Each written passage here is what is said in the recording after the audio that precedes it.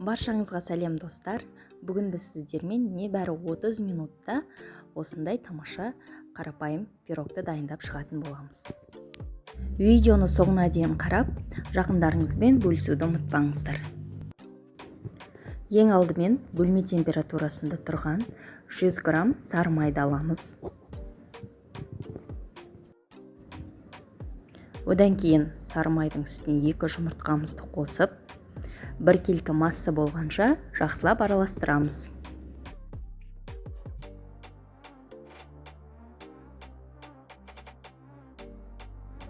Одан әрі бізге бір банка сгущенка қажет. Қандай сгущенканы қосамын десеңіздер де өз еріктеріңіз. Тағы да жақсылап араластырып, бір келкі масса қыламыз. Енді бізге 200 грамм ұн қажет.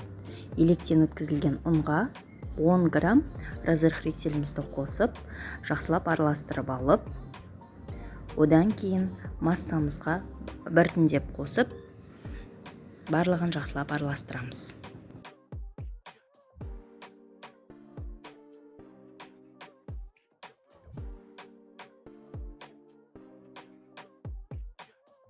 Сіз бұл массаны бөлек-бөлек кекс пісіретін ыдыстарға салып пісіріп, кекс ретінде дайындасаңыз болады, немесе мен секілді пирог ретінде дайындасаңыз да болады.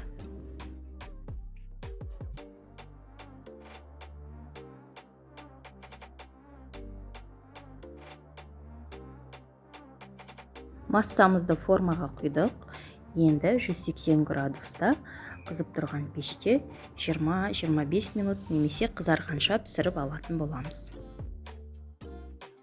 Дастарханға пирог ретінде немесе кекс ретінде ұсынсаңыз да болады, немесе мен секілді бетіне креммен әрлесеңіз де болады. 250 мл сливкеге 3 ас қасықтың көлемінде сахарный пудраны салып, миксермен жақсылап араластырамыз. Миксердің жай жылдамдығынан бастап, креміміз дайын болғанша миксерлейтін боламыз.